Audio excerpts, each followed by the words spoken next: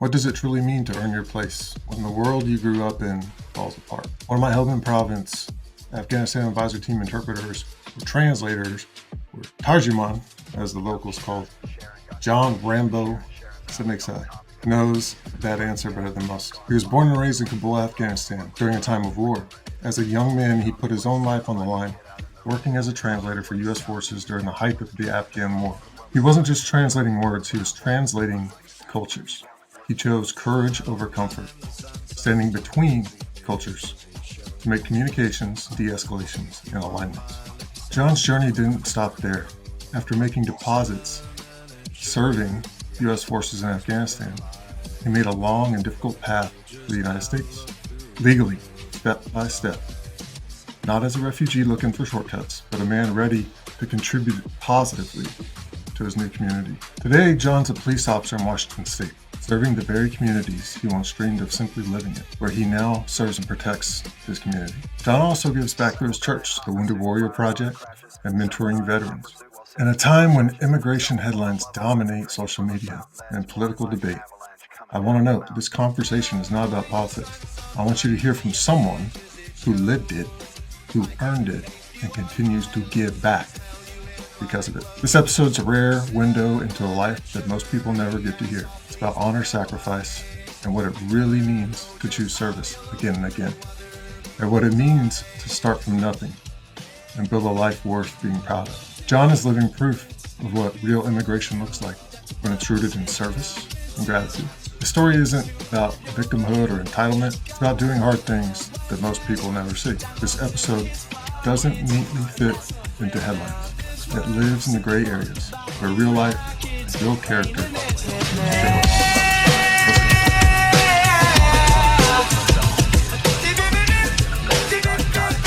But yeah, man, excited to have you here today. You know, I was telling you earlier, I haven't done one of these in a few months, and kind of go in waves with desire to do them. And then the other day, you reached out on Instagram and was like, "Hey, what's going on? How you doing?" I was like, "Man, John, I haven't talked to you in forever." But it's good to see you, man. And for the listening group, my small listening group folks, John, and pronounce your last name, Stanikzai. Yeah, that. He was a translator, an interpreter for our advisor team when I was in the Marine Corps in Afghanistan. So spent a year together. You weren't my primary guy, like I think. Oh man, Rahimi. Rahimi. Yeah, he was my primary guy that I would use. We would work together every day. I actually asked him to get on one of these. He's like, not sure if that, he's kind of scared of the risk that may come with it. But man, it's I've been wanting to do one of these with one of the guys from that team, and I'm glad you reached out. You were born in Kabul, Afghanistan. Raised there, became a translator. You ended up getting your visa, right? Correct. At some point. Which year did you get that? I got it in 2014. 2014. Oh, okay. So that was the year that we were. Wait. Yeah, that was 2 years before that we were there. 2012, right? Correct. You guys were there 2012 to 2013. So a year and a half later, you get your visa. Correct. So from the time you got that visa to the time that you're sitting in the United States, how long did that take?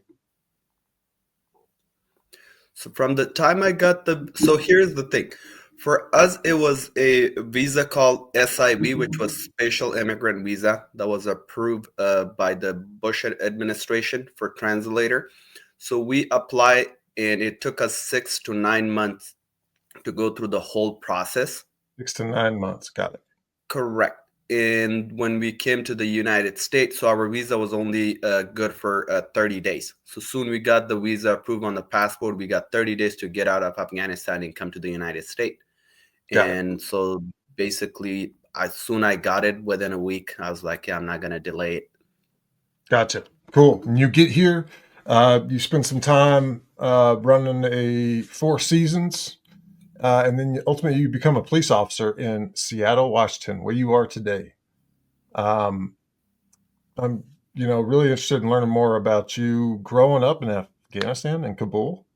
Um, you know, and then what made you want to become a translator with the U.S. forces? We'll get into that a little bit. Um, the transition to the United States, and with all the U.S. withdrawal from Afghanistan and Kabul in your hometown, and that's on the news. I don't know. You probably remember that with the airplanes flying out and people falling off. That was a crazy situation. Actually, did an episode with one of my buddies who was the OPSO of a battalion there of Marines during that time, and that, and then you become a police officer. You come up to the United States, and then a whole bunch of other crazy stuff's happening, right? You become a police officer a couple years later. You hit the Breonna Taylor, George Floyd, defund the police stuff that's going on in Seattle. So we'll get into that too. But hey, welcome to the Price of Admission, brother. It's fun. I haven't done one of these in a long time, so I'm kind of pumped. So tell us your story. I want to hear, how'd you grow up? How'd it go? Yeah, so year 1990, I was born in Logar province, which is right outside of Kabul. It's literally border. That's where my whole entire family is from. But my dad and everybody, we had a house in Kabul, so we moved there. The education and stuff was much better because it's the capital. Yeah. So I don't remember a lot when I was little, but I do remember that there was a lot of stuff going on within because the Russian left, and then it was Dr. Najib's presidency, but the Mujahideen did not like it. So it was more like an internal war between our own people, that who's going to become the president, and Yeah. basically that destroyed every single thing that the Russian and everybody else built, because it was Power basically vacuum. Yeah. war, yeah, street on street.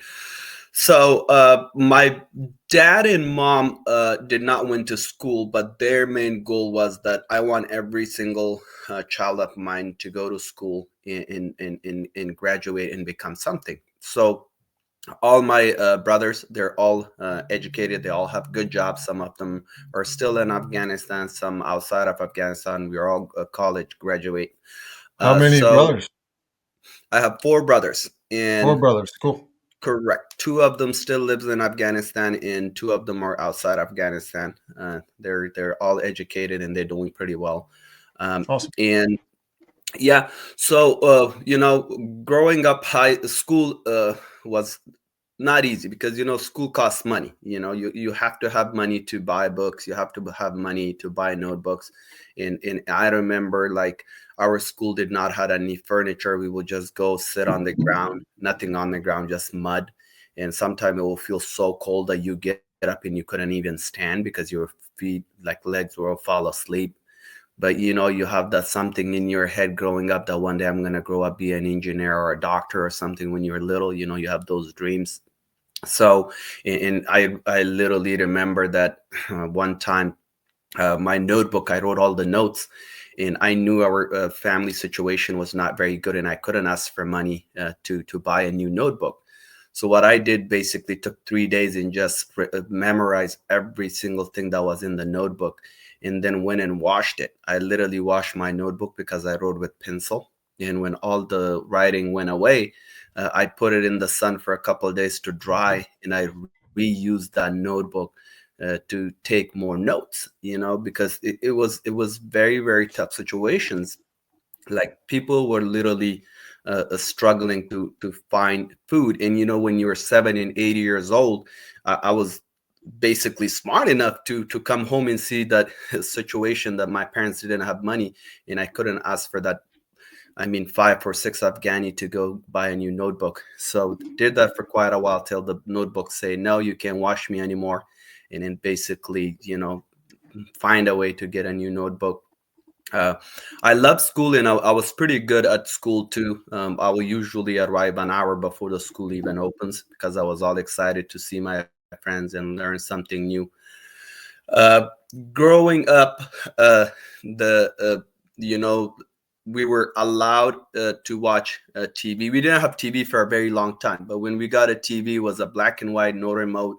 The youngest in the home, it was me, will go up and switch the channels because that's how it turned. You have to go walk to the TV, and it was. I had one of those growing up too.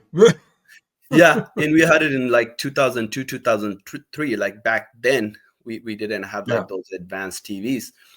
So then finally, my older brother's like, you know what, I'm going to buy a DVD player. So here and there we can watch movies. And the only movie that we were allowed to watch, which was American, we were not allowed to watch any American movies because of all the kissing scene and all that. It's very restricted and back home. So the only movie that we were allowed to watch was Rambo, Blood Rambo. 1, 2, and 3. There you go, because there's not a lot of kissing scenes and all that. So, and it has a backstory. So I started watching these movies like a million times. And automatically, without anybody teaching me, I start speaking English. Because, when you keep watching something, the language automatically kicks in. So then I was like, told my family at that time, my brothers were older, everybody was working. I was like, hey, I would really like to take some classes and learn English. Not that I wanted to speak it and all that. My main goal was to understand even more what Rambo is saying. More movies. I started taking classes, and when I was around 14, 15 years old, that's when I start taking, and that's where name John comes from. And I will tell that story later when it comes in. The name what? So my name John. Okay. That comes from, but I will tell the story later how that happened. So after graduating high school, I gotta insert here. You know what I thought was interesting in Afghanistan, when it comes to TV and how TV works here, is over there, if you can get a satellite dish, you can just point it up at the sky and get it. So true. No services, no nothing. You buy the hardware, you find the satellite in the sky, you good. 100%. You don't pay any subscriptions. You're getting ripped off. You don't need Netflix. You don't need Hulu. You don't need nothing. As long as you have satellite, you get every single channel around the world, like literally more than 4,000 channels for free, because you're basically getting it directly from satellite. That is so true. Yeah. So then after I graduated high school, there's an exam called Concord, which is basically you do that to get into a free university anywhere in Afghanistan. And the select that I had were pretty high than the number I got from the exam. So they were trying to send me to be a teacher. And I was like, you know what? I love to be a teacher, but I really want to be, study economics or something like that. So it didn't happen. Then I went private. I did 4 years in a private school. It was my graduation day from college, and a friend of mine walked to me and he said, hey, there's a place called Pulicharchi, and they had this recruiting place for translator. And he's like, if you go there, they're hiring translator. I'm a little nervous. Do you mind going with me?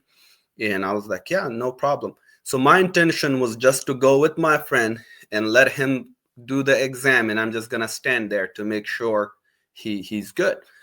So we go there, and my friend walks in. There's a translator from the US, and they ask him some questions, and there's a couple Americans standing at the door, and my friend unfortunately failed. He couldn't pass the translation interview, which was pretty basic, but their main goal was they were looking for someone to be fluent in both Dari and Pashto, but he was Persian, so he only speaks. Dari and Pashto were the two main languages, right? That is correct, yes. And for those that don't know, Dari is typically the majority of it spoken in the northern part of Afghanistan, right? That is correct. And the southern part is Pashto. That is correct. When we were there on that deployment, we were in the southern part, but all the Afghan army was from the north, right? Correct. So they spoke different languages than the local population. That is correct. So, I'm standing there in this translator in this American, which was a army specialist. point at me and say, "Come here." And I was like, "Okay." I walked. They thought I was there to do the exam too. And they start asking me questions. And I spoke English, not to the level, but I understood most of it. So I answer all the questions and everything, and they're like, "Oh yeah, go stand in that line. You pass the test." And I'm just like, "Wait a second, but I was not here to be a translator." They were screening you, huh? You didn't even know it. Exactly. And I had long hair because I want to be Rambo, so I had, my hair was all long, and all that. So I went through the whole exam the entire day. Like, they took the blood test, the fingerprints, and all of that stuff. So in the evening when I was leaving, so they're like, "Okay, whoever don't show up tomorrow, we're going to put him on a blacklist, and in the future, they will not be allowed to work for any U.S. Government or any U.S. agencies." So you were And pretty much forced to show up. exactly. And I was like, "Wait a second. I thought I'm just going to leave and never come back. But now I'm stuck, because if I ever want to work for any of the agencies, you guys took my fingerprints, so I'm screwed." So Yeah. I went home and I didn't tell anybody, because,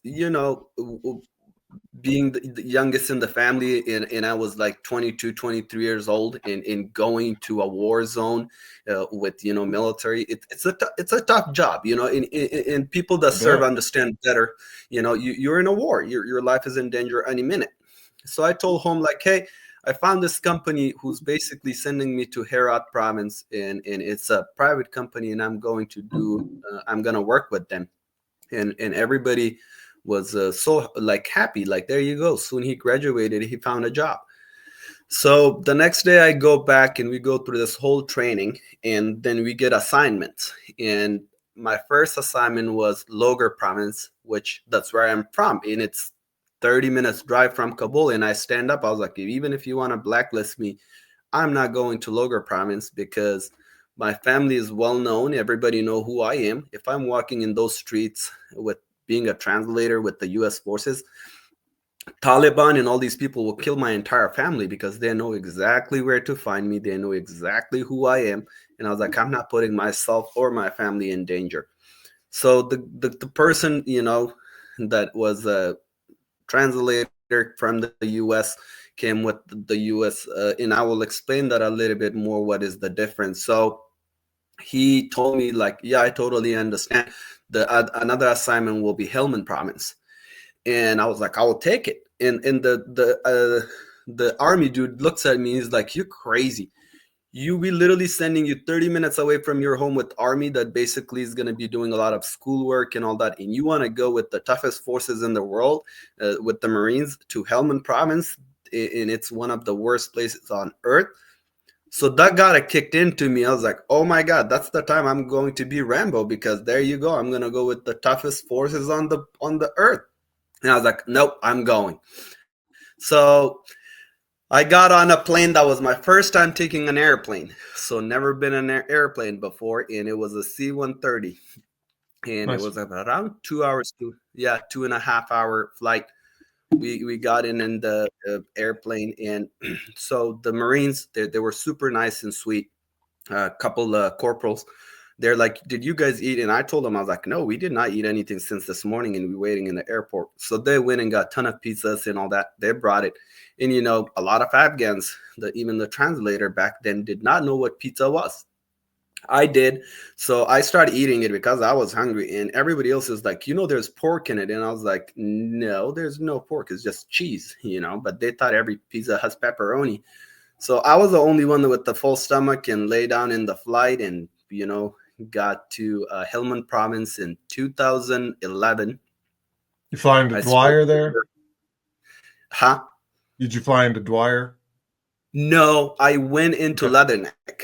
So it Okay. was Well, they're 3 in the morning, and it was June 13. I will never forget that. I got off, and I went into they literally made a place for translator. It was the translator village, and there was a ton of people. From there, you get assigned. You get your assignment. From there, you go with different teams. Uh, I think I was lucky, and also I believe my both being fluent in Dari and Pashto, they assigned me to the advisor team, and they're like, oh, you're going to the wire. So once I get my assignment and I told the linguists that were there for 2-3 years that I'm going to the wire, nobody believed me because, they say you have to have a lot of experience and you have to be a senior translator to go to the wire because, after Leatherneck, the wire was the second biggest base with all, stuff in it. So I was like, no, I am going to the wire. So, Do you remember what year that was when you first arrived? 2011. 2011. Okay. Yeah, it was 2011. It was our city 1 when I got there, Regimental Combat Team 1. When I got there, so even there, they're doing assignments. They were basically giving translator because we had advisor, we had advisor as a S1 and S2, S3 all the way to S6. So, and you were with the S2 guys when I was there. That is that correct. Where you first started? Yeah. Correct. Which is intelligence. So, yeah. So they asked me like, okay. So I basically went with the S2 guy one day. His name was Captain Abdul. And it was amazing that guy was so fluent in Dari that I was just like, this is unreal, because he told me to just sit there and learn, and he was fully speaking Dari to the ANA, and he was saying everything, and I'm just like, I'm in trouble, because if I make any mistake translating, this guy will exactly know what they say. So what I find out, there was a book that basically had all the military terms, because I speak English, but I don't know any military terms. Like, I don't know the rank. I don't know who's who in what brigade is, all that stuff. So it took me a month to read that book every day and learn all the words. But I learned a lot of English in that place, because one, we had people from all over the United States, from every state. So you knew all different the accents. dialects. They sound Exactly, different. all the accents, all the ideas, and plus the base itself was pretty big. It was probably, as I said, the second biggest base in Helmand province. So we will go to the gym, we will go to MWR, or go, where we eat and all that. And I talk to a lot of people from different countries, and I start learning more and more English. So yeah, did my first year when I was there. So I start with intelligence. So I start learning a lot there. The only problem was, with Intel, there was a lot of stuff that was top secret clearance, and I did not have clearance. But everything that was there was related to Afghanistan. So I told my advisor, I was like, hey, listen, I don't know like what you guys do, and I need clearance, but whatever you bringing and trying to explain it to Afghan National Army, it's from my country. So there's basically, it's secret for you, but it's not secret for me, because I know everything about my country, and I totally understand that it says on the paper, but and I told him, you're not going to get a translator from the United States, so I'm going to be your guy. But when I start working with them, they realized that I was very, very trustworthy, because I appreciated what you guys were doing there. I appreciated the country, and I was more towards where we want peace in the country. So I was like, if you can come all the way from the United States to help us here, I will do every single thing to help this country and you guys here. So I was in it started getting better, and the person start trusting me more. So we start working together really well. In a very, like, a couple months, everybody knew my name, and everybody start trusting me, because I will go say hi, hello. I was more the American than any other translator, because I will sit watch movies with the team. I will sit watch football game or anything that was there culturally. I will go and join and sit down and talk, because I wanted them to feel like, okay, he's a part of family. Because once you start serving and you're in a fight with someone, you have to trust the game, because what if really something happens? You have to have somebody to have your back. So it was also good, because I was a kind of person that all the translators were scared of me, because they're like, oh yeah, this guy is a spy. He works for the intelligence. He's a spy. So be careful if you guys say anything about the advisors. But in reality, I was literally the guy that was, a bridge. So if there was something wrong in the advisor team needed to discuss with the translator, I was the one who would bring the message and talk to everybody. I was like, guys, they're here to help us, and if we're doing this stuff, we're literally not helping, and we're failing the mission. So it worked pretty well. And Yeah. then yeah, I learned a lot culturally too. This is the story that I didn't tell a lot of people, but we had a couple black dudes in the team, and one of them was my I started gym very new, so one of them was literally my trainer. And that's something that was really interesting to me. So they start, here and there in the conversation, they would call each other the N-word. I'm from Afghanistan. I have no clue what that means. Now I do, but back then I didn't. So one day I'm So you said walking. it one day, hey, Oh friend. my God. One day I'm walking. I mean, I'm from Afghanistan. So I'm a little dark. I think I can get away with it. So one day I'm just walking by and I see my trainer, who's a gunnery sergeant, and I call him the N-word. And he just got like pause. And I, for some reason, thought it was like a cool gangster word that you call, because they were calling each other. So he called me, he said, come here. And I walked to him and he set me down and he explained the entire thing. And I was like, I'm so sorry. I literally thought it was a cool word, because why you guys call each other? And he's like, it's complicated. I was like, if it's a bad word, why you guys call each other? And now till today, I tell like my black friends, I was like, hey, whenever I'm around, do not use that word, because I hate it and I really don't want you guys, to call each other.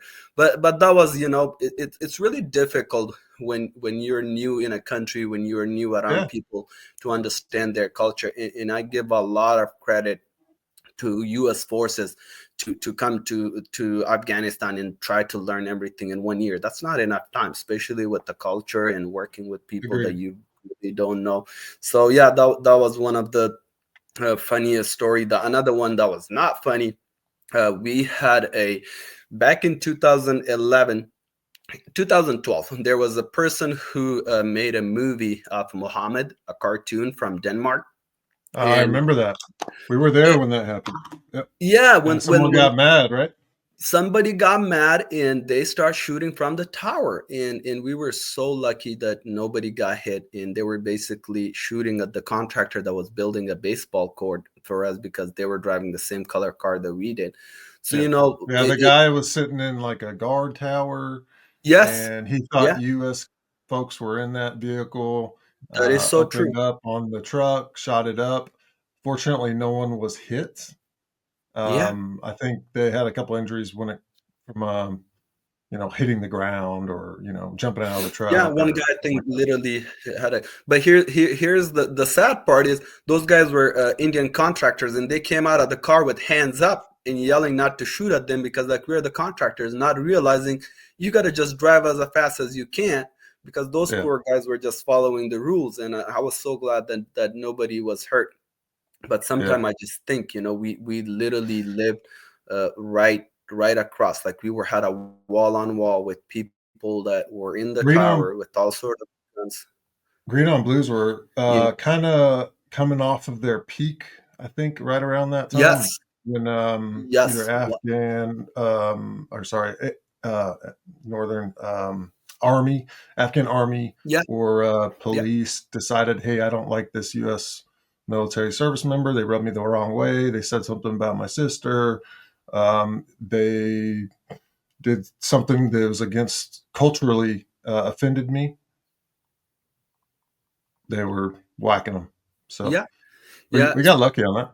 Yeah, 100%. So, life went by, and when you guys left and the new team came in after like a couple months, no, there was an incident. You remember Lieutenant LeBlanc, which is now retired as a major. He was the guy that I worked with. Yeah, he was the guy. He was the guy that I basically was a translator for, and we went to the cafeteria, in the guard that's sitting right by the door. With the loaded M16. Got mad at a guy for like something with his sister, or asked her to marry something. Yeah. So here's the part. The way I dress up in uniform, which you just showed me that photo, I literally. Oh well, let's look at it right now, because we haven't showed it on here yet. This is and you got to tell a story about the photo too. Yeah, definitely. If I can figure out how to.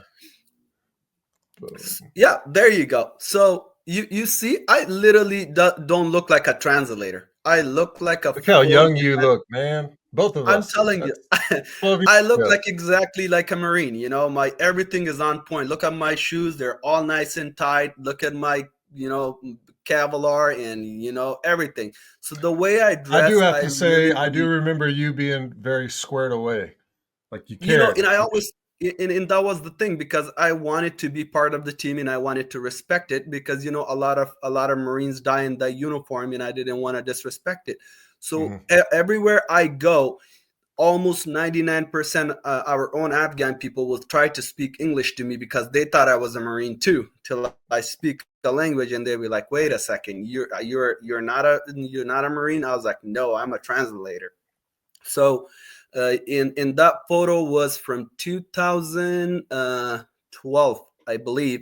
We went to a operation in the Nava district where we provided, all sort of logistic for there was a special forces unit called 444 from Leatherneck. That was Afghan special forces with the U.S. and British special forces, and we basically provided all the maps, all the radio calls, and everything. We supported them, and we were there for 7 days. And I have a couple stories that I never forget about that place. First one, uh, I took my basically I took my sleeping bag, but I forgot to take the green one. We have three. We have the black, green, and then we have a zipper on top of it that basically save us from rain and water and all that. But I forgot to take the green one. So at nighttime, it was a winter and it got so cold that I'm very sure it was like minus 15 degrees there. And I did not sleep for 7 days because we were sleeping on the ground and it was just freezing cold. And the one thing that I always like kind of pissed me inside of was the colonel will leave like around 8 o'clock, Lieutenant Colonel Mhm. Treglia, I believe Treglia. He was a Tregs, yeah. he was a cool dude. He will leave with his translator. They will go to Geronimo where they had heated rooms and good food. And I would be sitting there. I was like, why can't we just leave and leave A&A alone and then come back in the morning? But no, we were the tough one and we stay there. One time it It's a got good so story. bad that I'm telling you, one time it got so bad and it got so cold that we had a gunny who just, like, F this, he was really using that F word. And he goes, I'm It going must have been inside. rolling. Yeah. he went inside and he slept inside the Humvee, inside the Hammer because he couldn't take it. It was just too cold. Helmand province, that's one thing a lot of people uh, don't know, that the summer, like I told somebody that, Extreme hot or extreme cold, yeah. exactly. In a couple times I told somebody like in July and August the weather was 145 degrees and they're just looking at me like I'm making this up. I was like, I'm not. Check the weather. I was literally there and we had thermometer that we looked at it and it was 145 degrees weather, and Marines will walk 8 to 10 hours in that weather to do their patrols or go do their stuff. And people just looks at me like, you making this up. I was like, I'm not. It was really that hot. And then in the winter it's just dry cold. It's like either minus 10, minus 15. Like it feels that cold, but it stays around 20, 25. And you look at your hands and like why they're so rough because it's just desert and it's just dry cold. So after, yeah, we were there for 7 days in that mission. We there was no water, no shower. It was pretty rough. We had a couple of NA people get killed. We had some people that got injured that we knew. It was pretty tough times, but we made it through. So yeah, I will come back to my story at the uh, base. So we walking into this ANA defect where they eat. And there's a guard by the door, and I'm with the LeBlanc, and we had a staff sergeant Watson. We're walking in, and this guy basically said in Dari to this other guy, like, when they come back, I might just take a knee, shoot him. And I was like, I turned around right away, and I look at him, I was like, what did you just What? say? I was like, yeah, that literally happened. And I turned around and was like, what did you just say? And the good thing is that every single uh, like Marine that I work with, especially advisor, they knew like if something's wrong, I'm not going to hide it. Like I'm gonna stand up and fight it. And they always give me that chance not to translate certain things and just get into it. Or our job was whatever you guys say, we translate. We don't say extra, but they let me say the extra all the time because they knew that I know every single person in that base, and I was pretty good with de-escalation.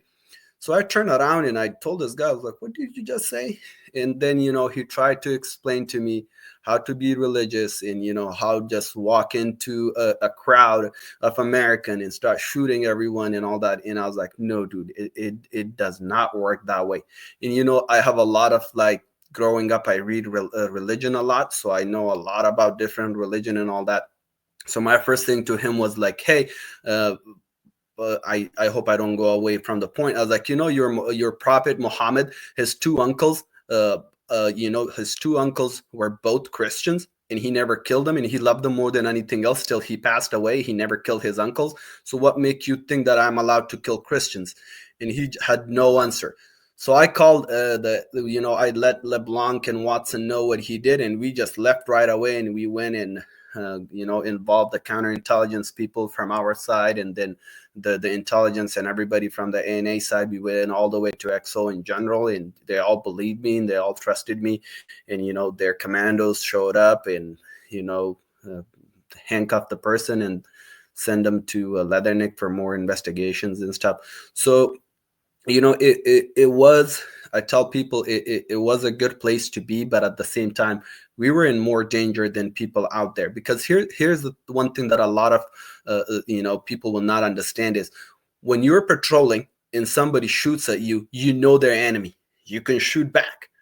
But when you working inside a base with ANA or police, that basically is your counterpart for every day and your best friend with them, you never know when they're going to turn and shoot at you because you're not always 24/7 ready.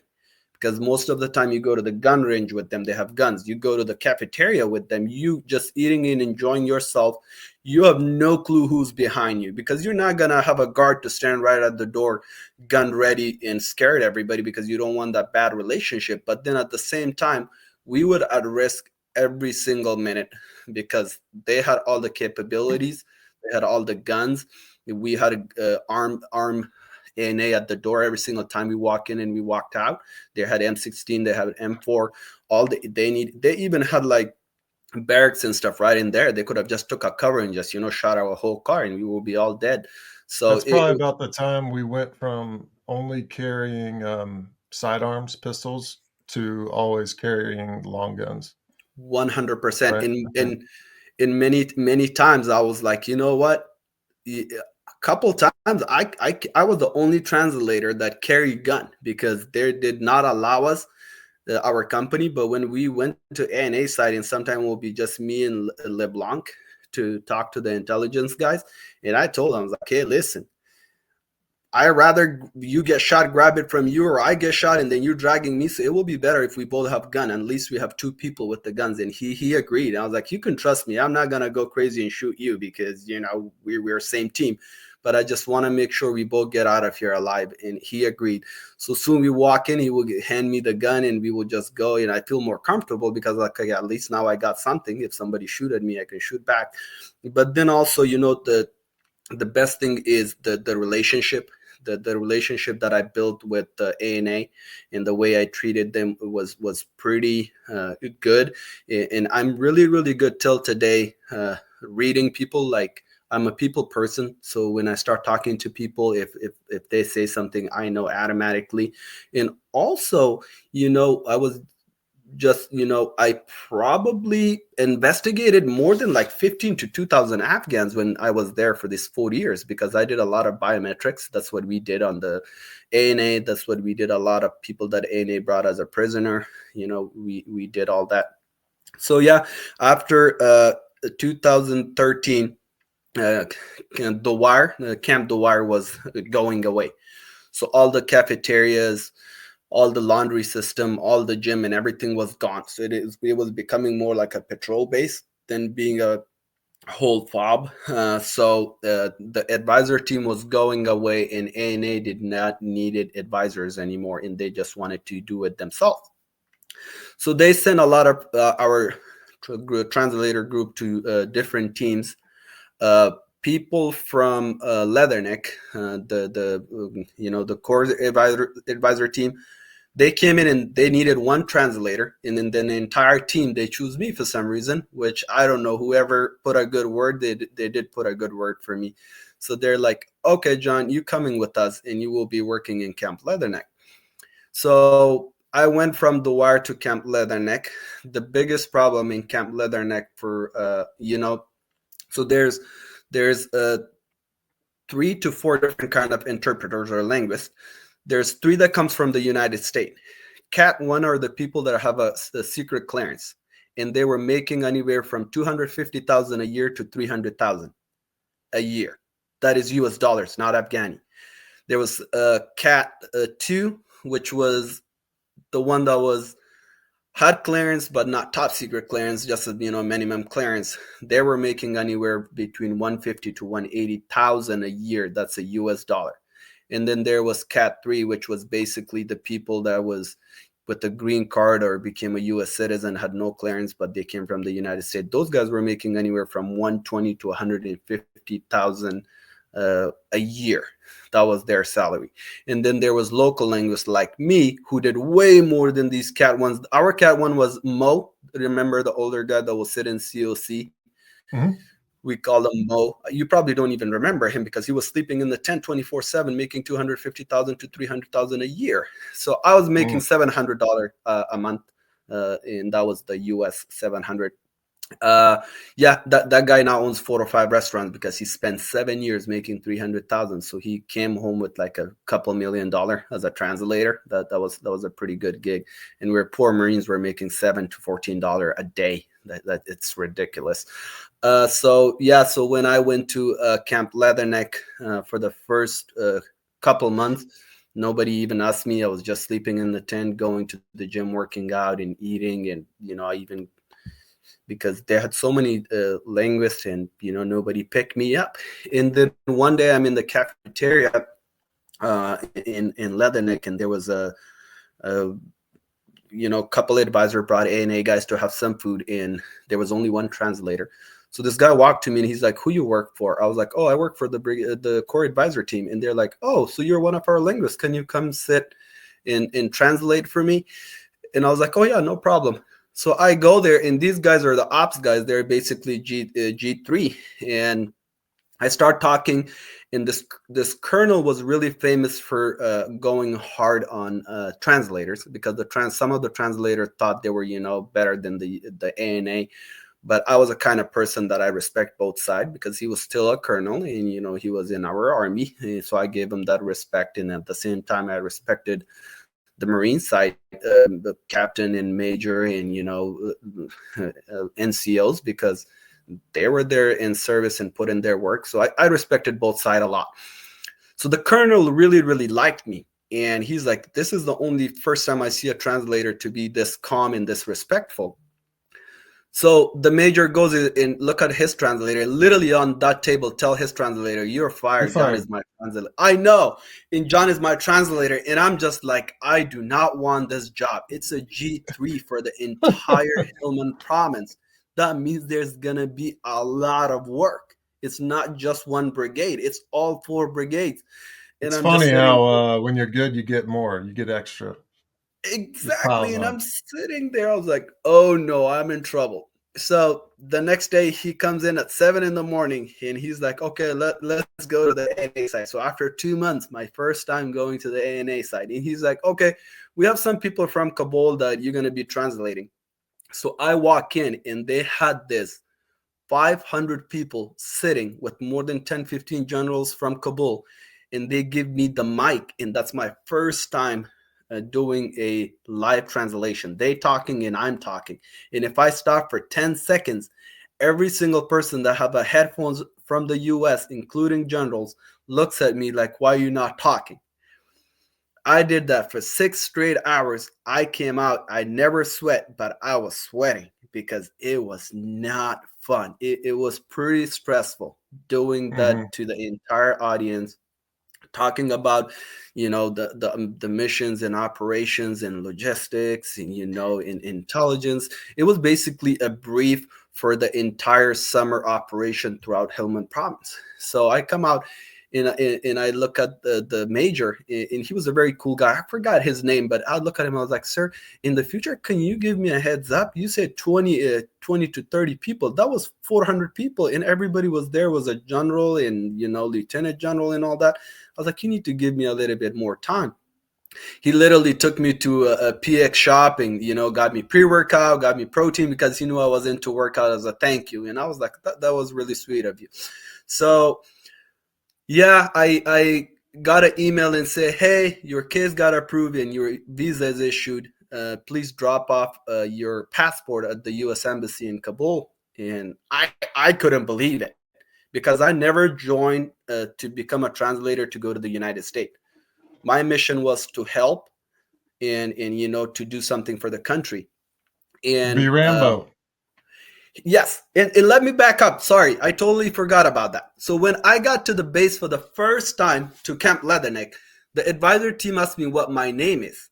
And I told them my real name, Hazrat John Stanikzai. And they're like, do you have a nickname? And I was like, oh, this is the time. And I say, John. And they're like, okay, John. So everybody, all the Afghan linguists had their own original name. I was the only one with American name was John. So a couple Hmm. Marines asked me, is like, where the name John came from? I was like, oh, John James Rambo. That's where it came from. I really like the character John Rambo, and I want to be John. And now my passport, my driver Everything license, says everything John. says John. Oh yeah, I completely legally changed my name, but a lot of people But don't know the story behind it. So I called my brother, and he dropped off my passport in to the U.S. Embassy, and they issue a visa. So now I told the my advisor, the major, I was like, hey, I gotta go. And he's like, where? I was like, well, my visa got issued, I gotta go to the United States. And he's like, oh, can you delay it? We're here for 3 more months. If you can work with me for 3 more months, and then we will make sure to put some money together for you so you can buy your own ticket. And I look at him, I was like, no, it I only have 1 month. If my visa expires, I have to reapply, and I'm going to be waiting forever. So I kind of saw, because he didn't want to lose me, because he had a great relationship with the ANA colonel, the ops guy. So it went to that point that I just went directly into the colonel's office. And he was a full bird colonel who is a 4-star general now, Colonel Langley. He's a 4-star general. So I walk into his room. He was a cool guy. He was, and I'm very happy that he's a 4-star general because he deserved it. That guy was pretty cool. I knock on the door and took off my cover, and I'm standing there, and he's just looking at me. And the first thing he asked me is like, where's your ranks? I don't even know what to call you. And I was like, well, sir, I'm not a Marine. I'm a linguist. And he's like, you got me confused, son. I was like, I'm so sorry. He's like, what can I do for you? And I was like, well, sir, I, worked for almost 4 years, and I received a lot of threatening letters from even family members because they didn't like me working with the U.S. forces. And now it's a chance that I go to the United States for a better life, but there's a couple things that I cannot get a flight because I have to work for 3 more months till you guys leave. He didn't even say a word. He picked up a phone and he called a lieutenant. He's like, I want a flight to Kabul right away in a couple hours. I don't care what kind of airplane it is, but I wanted to make it happen. And if anybody gives you a trouble, put my name in there. Within 2 hours, I'm not even kidding, there was a private jet, and it's just unreal. In 2 hours, there was a private jet in Camp Leatherneck, and there was 4 or 5 civilians, which I'm 100% sure they were all CIA.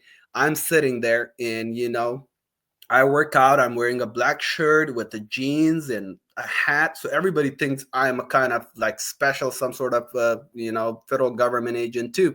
And they're all talking to me, and they're all saying stuff that they shouldn't be telling me because they think I'm somebody special too, sitting in a private jet.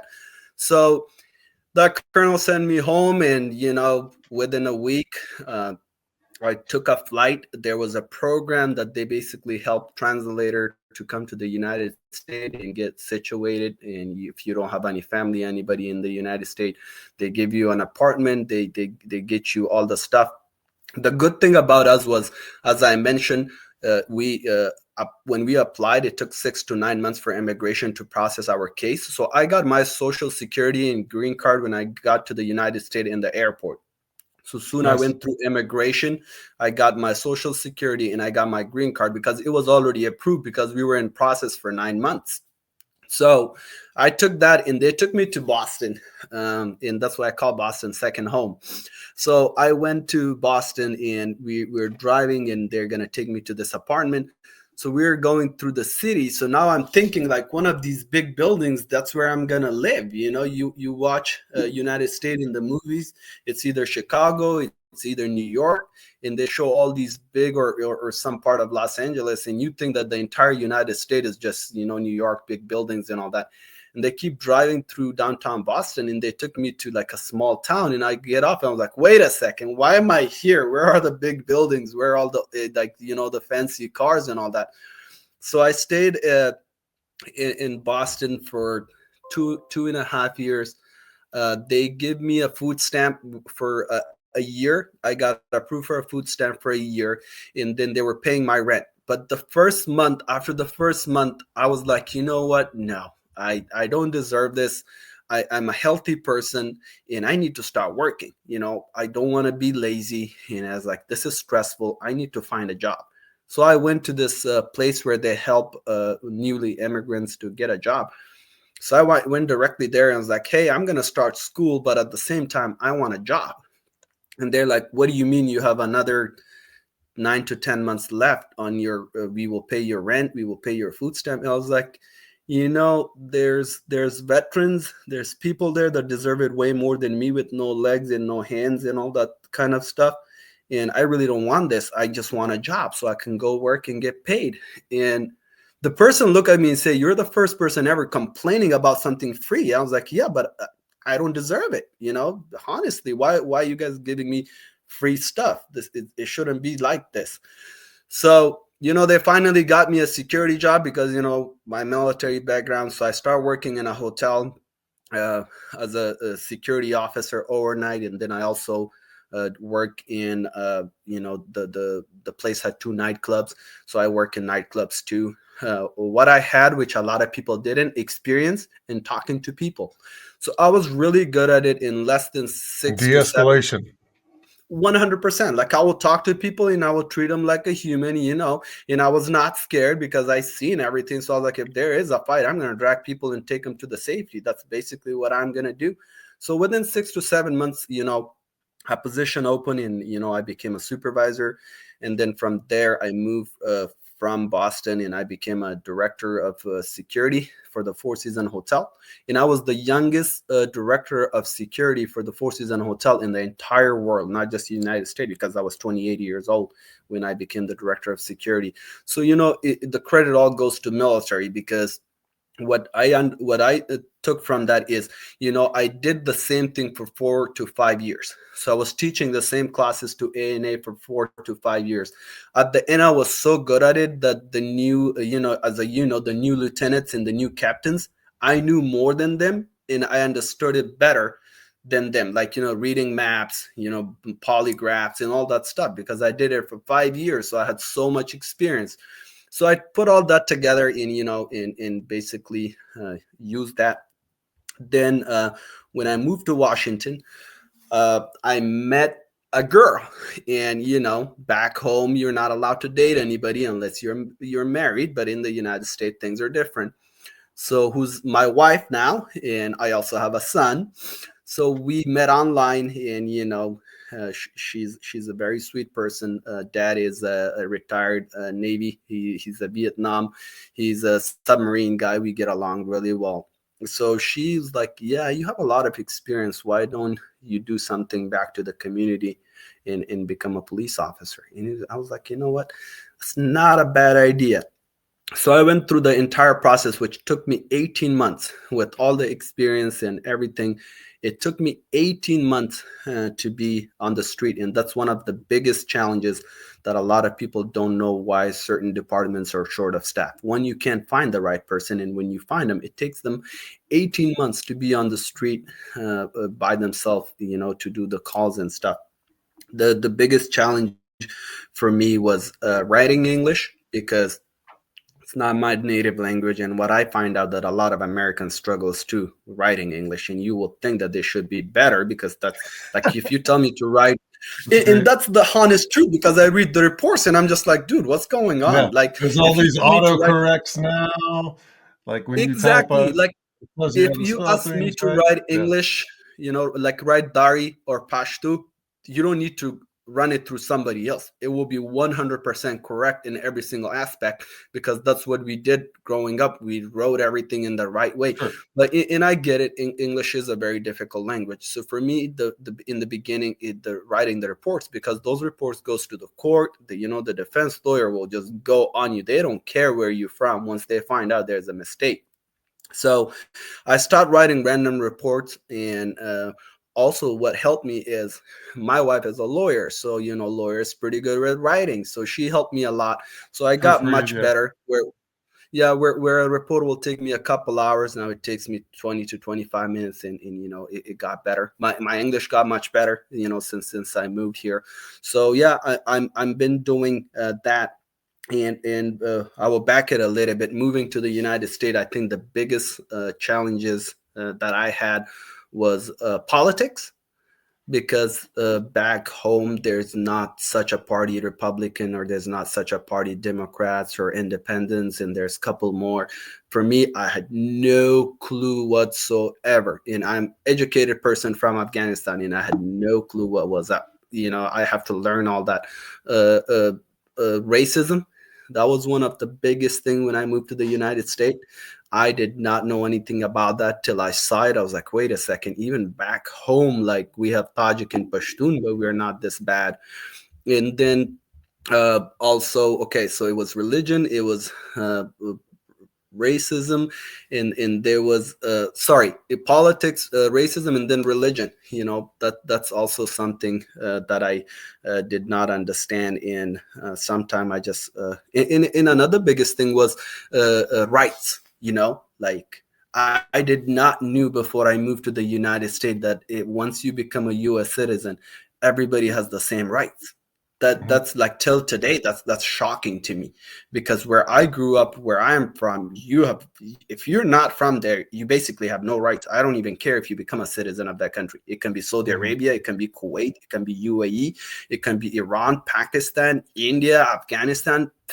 They There's difference between if you were born and raised there, and there's different if you later become a citizen when you're older and you move to that country. But here in the United States, that was pretty amazing to me. That nope. Yeah, it's So it's a melting pot. It's just a group of people from everywhere. yeah, no, You know? 100%. It was really, really difficult. Like, I went to church. I went to see what's happening, what's going on, what people do. I went there and did my respect. At the end of the day, I wanted to learn the culture and not be disrespectful. And then later on, I learned all these stuff. So what I learned is, in honestly, is if you love the military, if you love the national anthem, if you love the flag, if you love the law enforcement, if you love this country, you're racist. And I'm just like, but it doesn't work that way. Like, Well, that's in Seattle, right? I mean, yeah, mostly in That's where you were Seattle. seeing that. Correct. Mostly Washington and other state. And I'm just like, but it doesn't make sense. Do you even know what like a soldier, or like what a military person go through in a day? So to me, it's really difficult to understand. But the only thing that I get a free pass with, that, one, I'm dark. Second, I'm from Afghanistan. I'm not from the United States. So, that's like, I have a flag, a big flag, a big Marine flag on my car. I have a US flag on my car. Like, I have flags all over the place, and a lot of people just think like, okay, why? Like, my friends is like, you're not from the United States. Why you have American flag outside your house? I was like, what do you mean I'm not from the United States? This country gave me a car. I didn't have a donkey back home. I drive a 2024 car. I have a house. I have a wife. I have a kid. This country gave it to me. Like, why you don't understand that? Like, if there's ever a fight where somebody attacked the United States, I tell them I will be the first person at the border and I will go crazy. Like, what do you mean? Yeah. Nobody ever Is it stopped me. okay to be proud of being here? Yeah. Let me jump 100%. into, so this is a great segue into what Captain at the time, Lee Shin, our ops officer, had to say about you. All right. So he had a memory and wanted to talk about your character. He said, this is Captain or Lee Shin talking here. I was living in Seattle. He had moved from Boston in like 2016. He was a Seattle police officer, which you probably remember timing wise was a very interesting place to be doing police work. In talking to me, it struck me that here was an Afghan American by choice sacrificing his daily safety and sanity, policing the community in revolt against the police in general. Yet he was typical John, all smiles, great attitude, proud new father, bragging on his, at the time, baby boy, all the while putting American criminals into cuffs daily. What I remember thinking was that this Afghan teenage interpreter, as I first met him, is more American and willing to serve his adopted home than the vast majority of the people I meet. All heart with a willing spirit to get in there and sacrifice for others, and to do it with a sense of humor that could withstand the war-torn streets of Helmand or the dangerous and indifferent streets of Seattle. It's a great American. Wow, So that's that's what that literally you had to say. that literally make me emotional, because people don't get it. Like, I just wish people would have understood how good they have it here. You know, Yeah. like back in the day, like my mom told the stories. Her two younger brothers, the Russian came in, and one of them, they brought the entire family out. In my grandmother lost her vision after that. Her young son, 22-year-old, they put him on a tank mine in front of the entire family and explode him to pieces. They found his arm after 7 days. In Mm. here, I mean, people say, "Oh, it's bad." It's not bad at all. It's beautiful. You just need to Shamwa. respect. You just need to respect it, and you just need to love it. And that's what I tell a lot of my friends. Like, I really don't understand when, like, people like me come from other countries, and here we start all the trouble and problems, and, say we don't like this, we don't like that. Again, back home, I literally didn't have a goddamn donkey. Here, I have everything. I literally have every single thing. I can go to I can go eat it in a restaurant 3 in the morning. I can go to the gym that's 24 hours. Back home after dark, you could not get out. But people don't realize, how is that possible? It's all because of all the law enforcement that giving sacrifices and keeping us safe. All the military that's out there. If it's right or wrong, I understand. Certain time governments send our forces to places where we're not supposed to be, but we obey orders. And the only reason I met more than 11 to 1,200 Marines, Black, white, Hispanic, Muslim. There was different cultures. The only thing they ever told me, the reason they joined was to protect the country. And I understand that bullshit of people saying like, oh, for money. Nobody is going to do it for free, because we need money to survive and to live. But to go into a job where it's so difficult, I can find money another way. I don't need to go join the military. I don't need to go join the police. I don't need to go be a firefighter. I can go just do another job, and get the money. But they don't understand. It takes a very, very special person to do something really special.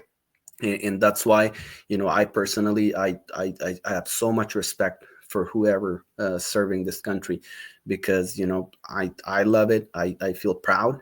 I have more American flags on my uniform and in my home. And when I go somewhere, and again, one day somebody in Alaska, which was pretty funny, and he stopped me.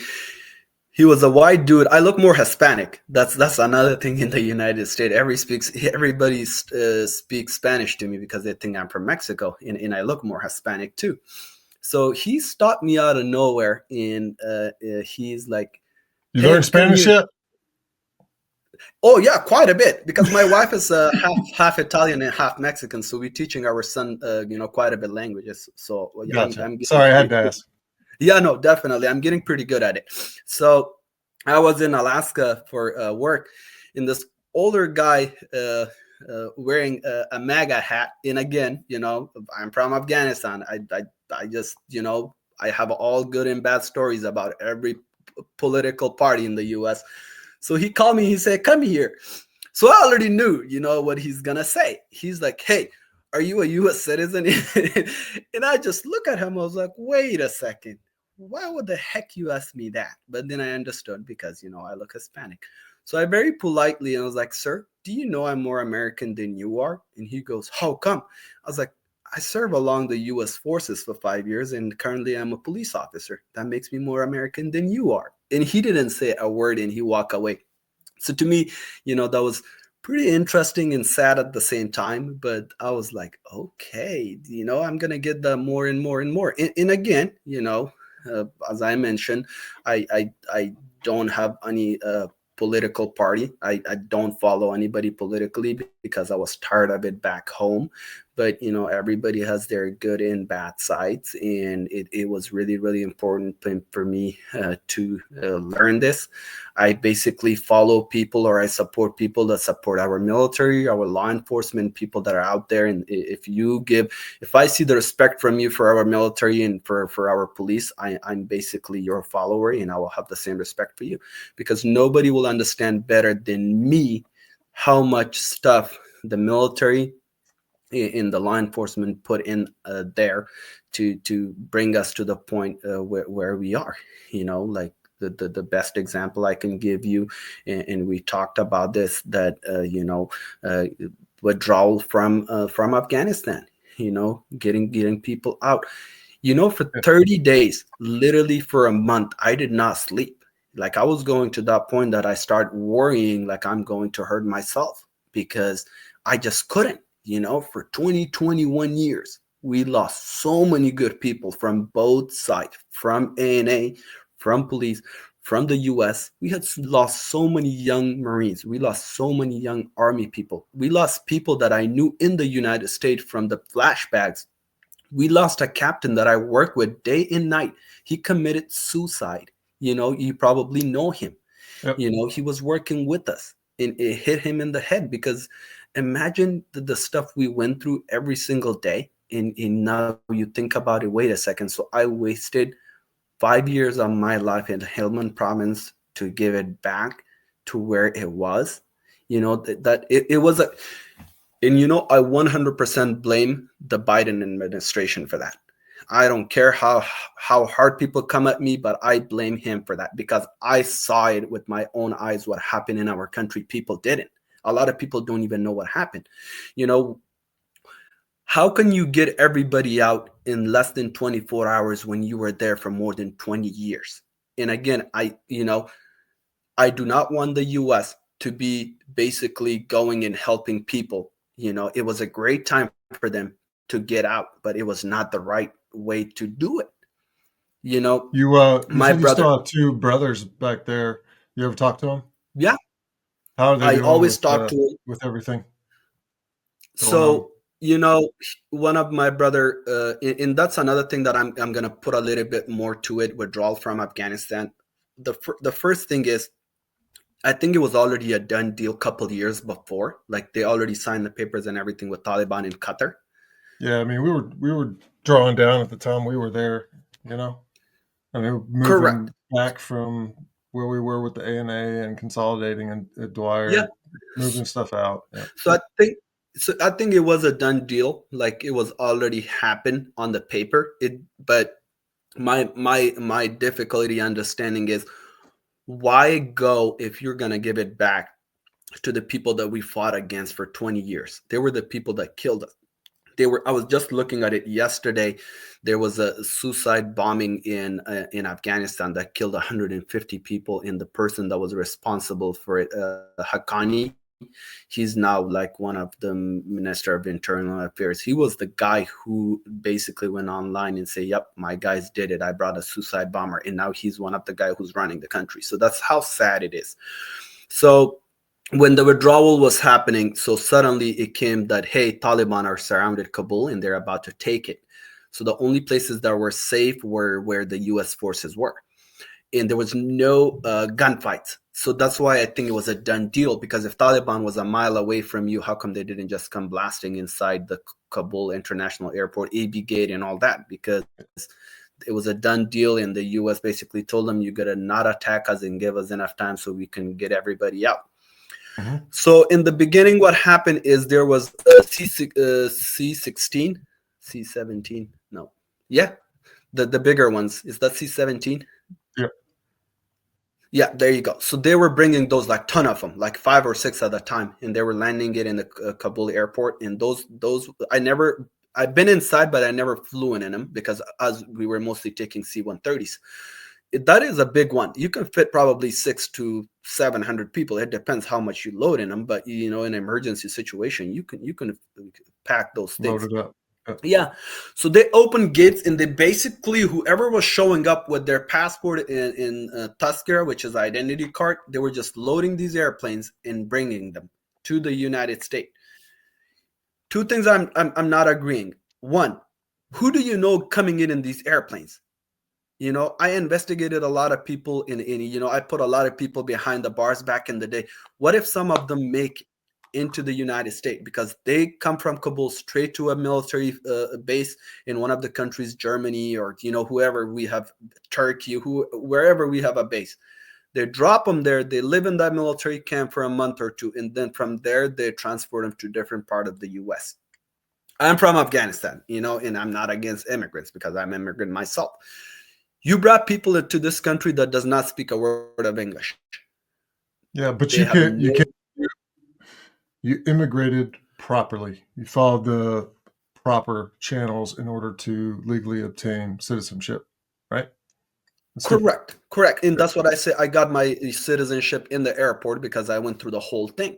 But what I'm saying is, okay, like I understand you tried to help people, but did you really brought the right people to help the U.S. forces in any other way? No, because I know so many of my Afghan friends right here, they don't speak a word of English. Probably didn't make it, right? Exactly, because it was just too many people, and there was no accountability. They were just loading whoever comes through that door. In the beginning, 8 hours, it was a chaos. So they just basically load the airplanes with the people. You seen the documentary on that event? I think there's a HBO documentary. Yeah. You've seen it? Yeah. Yeah. Like there was literally Jordan no Eddington, accountability. one of my other podcast guests, a buddy of mine, he's on that and he speaks to it. Yeah. So they brought everybody, and now they're struggling here. I know my Afghan friends, they're struggling here, because one, they don't speak English. They're all young. They're all 18, 19-year-old kids. They never work. So for them to find a work in a balance, what people don't understand is they just think like you come to the United States and it's like money grows on trees. No, it's way more difficult than back home. Because back home, at least you had your house, your mom and dad, and free food. Somebody cook for you. You sleep. You don't need to worry about rent and stuff. Here, if you don't work and you don't have all those, guess what? You're going to be homeless. Mm-hmm. And plus, you need a proper paperwork to start working. So they brought people here, but now they're struggling here, and there's no help because there's like thousand and thousand of them. In the beginning, everybody was getting food stamp and all the rent and stuff, but then slowly those goes away because the government is not going to provide you that forever. So I think that was one of the biggest mistake that the US government made. There was no screening, there was no fingerprinting. They just load the airplanes and bring them here, and we don't know who they brought here and what they're up to. That's one of the biggest thing for me. And even I personally get scared. Again, I investigated more than 500 people. Who knows if some of them are already in the US because it was a free pass. I'm not even going to name it, but one of my friend brought Afghan hashish to the United States. Nice. Because they went exactly because they went through the military. 100% because they went through the military. They got in a military plane, got to the military base, they got in another military aircraft, they got landed in one of these states, and they brought whatever they brought. Nobody checked them. There was no immigration, there was nothing, because we basically, the US government was trying to protect people. One of my brother who lives in Kabul, he worked with the CIA special forces, I believe it's called OGA, other government agency or whatever, back in 2007 and 2008 and 9 in Paktia province. And he had all the documents and everything. Nobody even let him get on that airplane. I was like, he deserved it more than anybody else because he did serve. Then he went to college. So he was there. He was there and nobody want to let him in. But they just let whoever else was. The biggest thing was if you were with the family. So if you had your kids and your wife and all that, they let you in and there was no accountability. And then what the people find out that, okay, it's getting out of control. We're getting almost half of Afghanistan. And then, people try to hang on to the wings and to the tires, to the engines. And once the airplane take off, everybody start falling off the sky, because everybody wanted to get out of Afghanistan because everybody thought, and I get it, what Taliban did back in their government, which they're doing right now. Women banned, they can't go to school, 100%, no women in school. All male has to wear turbans now. If you're 12 and up, you have to wear a turban to school or you're not going to school. So they're doing all the stuff, back in the day when I was growing up, my dad will tell me, and sometimes I think about it and it's a really cool thing. He said, if you take a dog tail that's all round and you put him in a pipe for years and years and you take it back out of the pipe, it's going to go back to where it was. Same thing with Taliban. They're not going to change. That's their mentality. That's what they are. I don't care who, whatever, whenever they're in power. Right now, I can never and ever go home because I don't trust them. Like, I have no rights once I leave the United States and get off in that Kabul airport. I will not be shocked if they shoot me right as I'm getting off the airplane because there's no guarantee. Nobody can guarantee my safety when I go back home.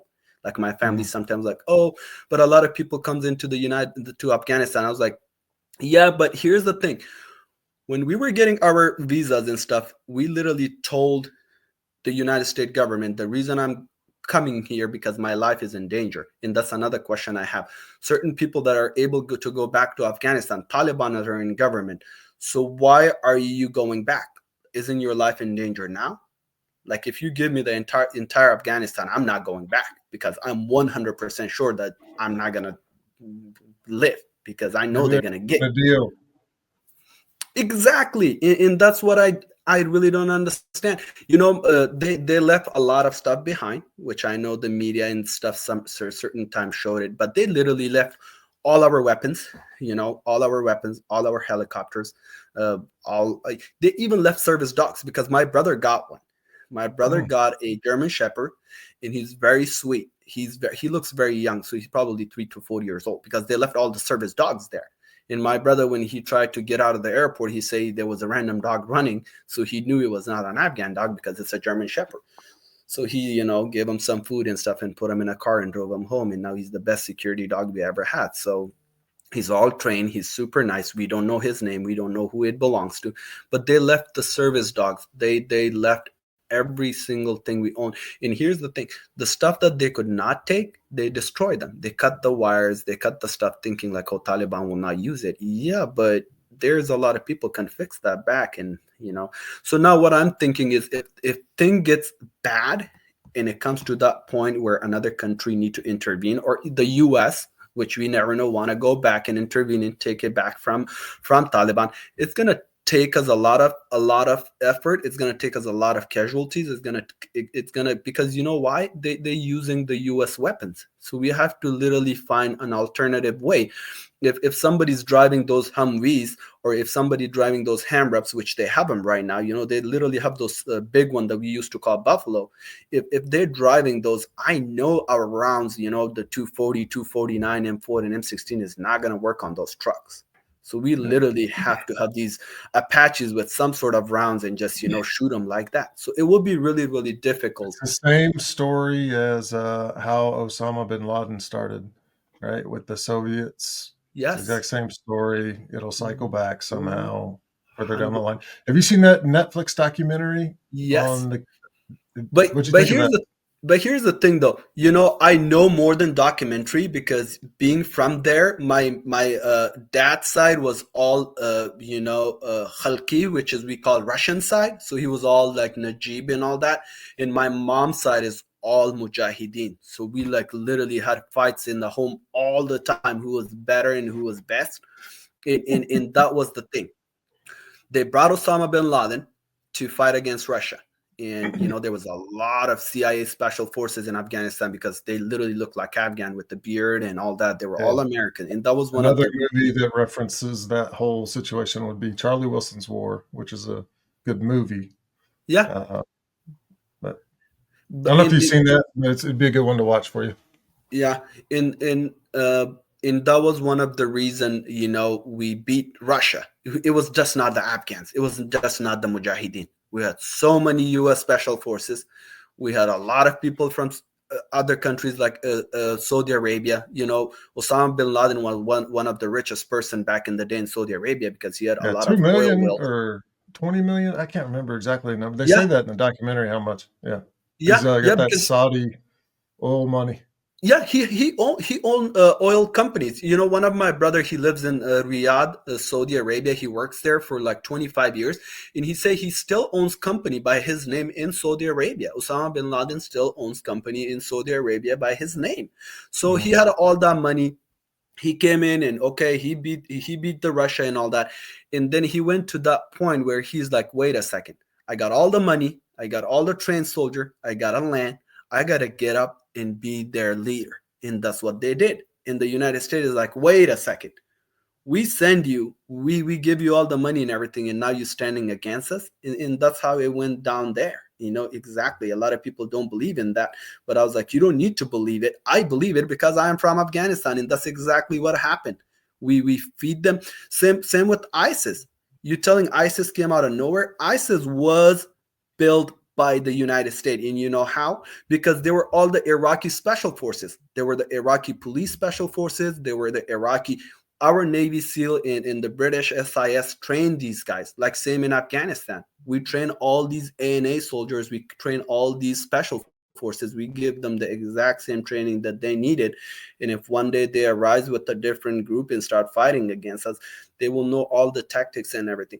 I think politically it's pretty bad, especially for the United States. Like when we went through, in 21 years, not too long ago. I don't know if you saw it. A couple weeks ago, a translator was involved shooting in Virginia. I don't know if you saw the video.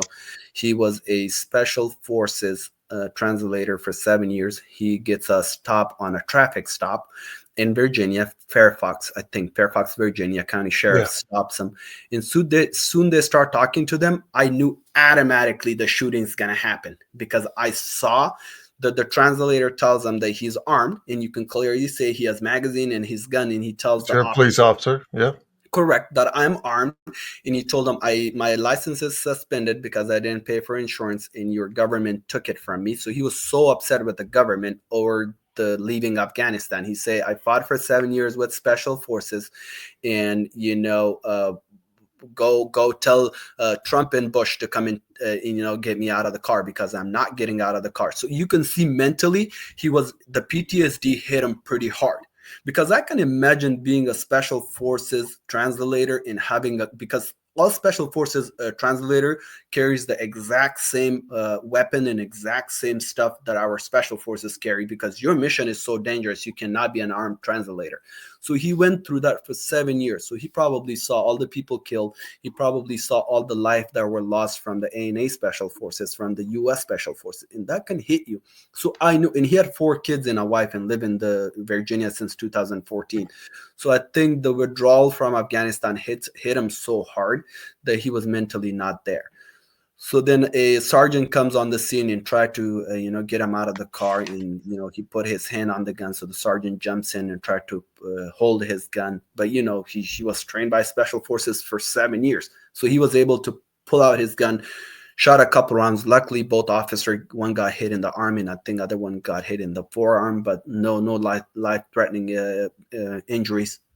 And the third officer just shot him 4 times in the chest, and he died. The translator died. And I go through stuff as a police officer. We went through stuff like that, and I can clearly see. And I saw the comments people putting, "Oh, the U.S. brought Al Qaeda. Oh, he deserved to die." And I'm just like so sad, sitting behind the scene, like, you don't understand.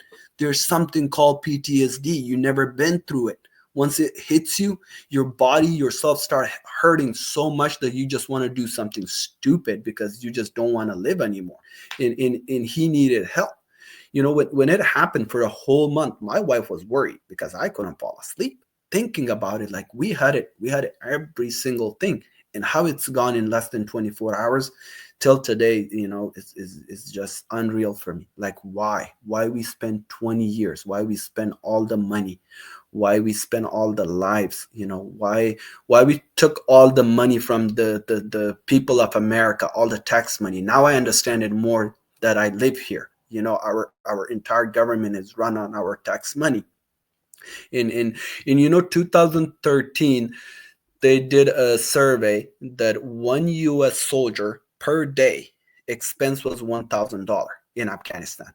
Per day, one soldier expense was around $1,000 per day. Imagine, since 2001 till we got out, how much money we spent for what? To give it back to who we took it from? I don't know. I thought there should have been a better alternative. A lot of people ask me, like, "Oh, why you guys didn't stand up and fought? Like, why didn't the ANA or the special forces or the NDS?" I was like, you know what? Once you lose your leader, the soldier becomes lost. All our leaders were already out of the country. They already knew it's going to go down. Our president left, our minister of defense, all these big shot people just quit Kabul and left. When you don't have right people in the chain of command, you can't fight. There's no way when you don't have a leader.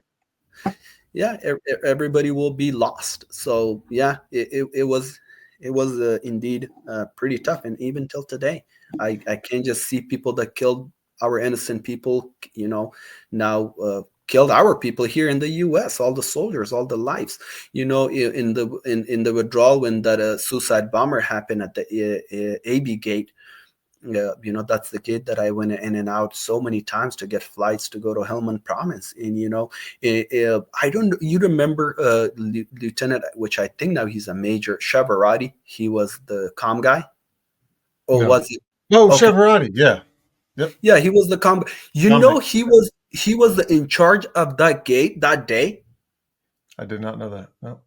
Yeah, he was literally in the tower where the 2 Marines died, but for some reason, literally 5 minutes before the explosion, he got called to the second gate. So he was further away, only the glass and stuff broke. So he would have literally died in this situation. And those are the people that we serve with, and those are the people that we know. Like, it was sad times. And when I saw that, I was like, yep, I can definitely see, because it was a crowd of people. There was thousand and thousand people, that were trying to jump over the wire. A lot of people here in the US that half of their family made it and half of their family still lives back home, like little kids left behind. It was a situation where it kind of shows me that the failure of a country that you believe in so much, like a country like the United States, with everything going on, you will think that they will have a better plan. It literally reminded me of the ANA flight. If you remember those flights, they were just rushing and they were trying everything to get an extra person. And we'd be like, well, the flight is full. It only take 106 people, and one of them will come up from a corner. I know the general. I want to be on that flight. Well, are you gonna stand in the aircraft? It was that kind of situation. There was no accountability. Everybody who would never serve or whoever they are, they're here, and do they deserve it? I don't know. Maybe not, because they probably never a day help. But so yeah, and I hope it never happens again in the future. Well, let's shake it up real quick. I did find a little highlight video that someone made from our deployment. I'm gonna share that, play it real quick. Oops.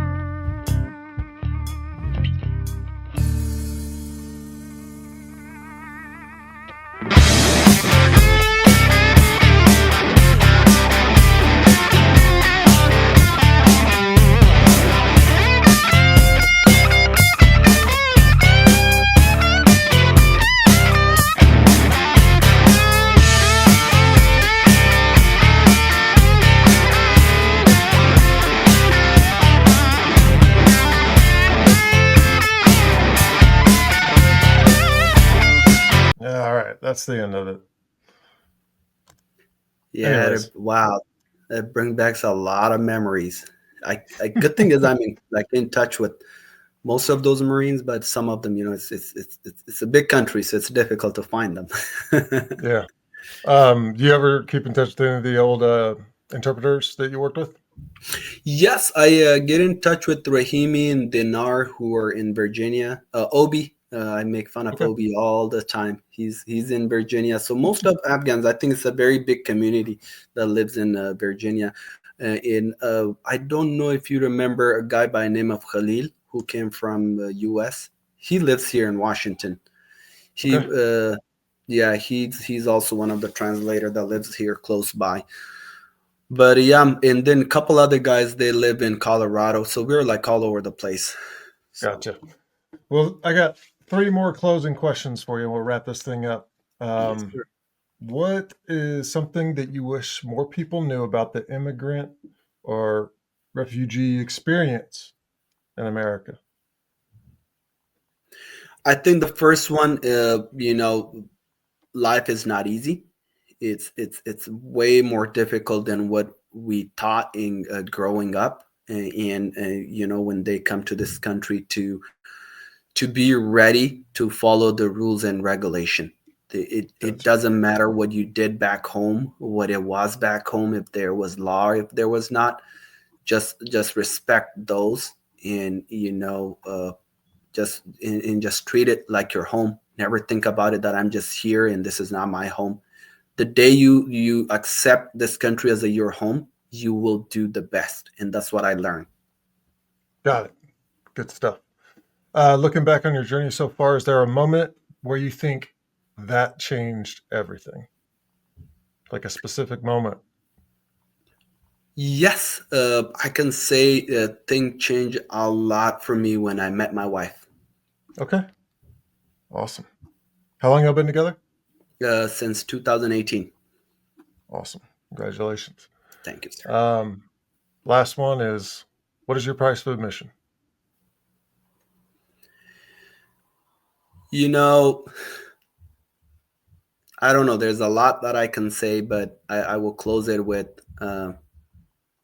love your country.